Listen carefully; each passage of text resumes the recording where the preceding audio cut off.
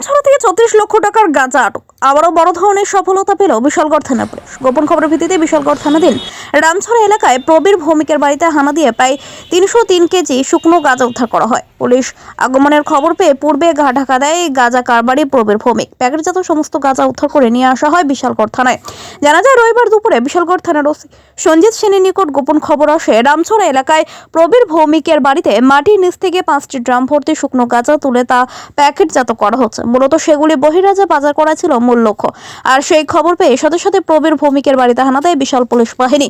এদিনের অভিযানে ছিলেন ডিএসপি ডিআইবি কেশব হরি জমাতিয়া, বিশালগড় থানার ইন্সপেক্টর বিদ্যা দেববর্মা, সাব ইন্সপেক্টর মৃদুল মজুমদার সহ মহিলা পুলিশ এবং টিএসআর জওয়ান। তবে পুলিশ ইতিমধ্যে গাঁজা কারবারি প্রবীর ভৌমিকের বিরুদ্ধে একটি এনডিপিএস মামলা গ্রহণ করে ঘটনার তদন্ত শুরু করেছে।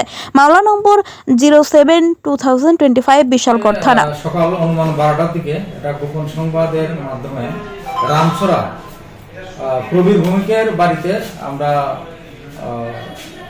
বিদ্যা দেববর্মা ইন্সপেক্টর বিশালগড় থানা এবং আমাদের ডিস্ট্রিক্ট হেডকোয়ার্টারের একজন সিনিয়র অফিসার কেশবরী জমাতিয়া ডিএসপি এবং আরও টিএসআর মহিলা পুলিশ স্টাফ নিয়ে রেড করা হয়।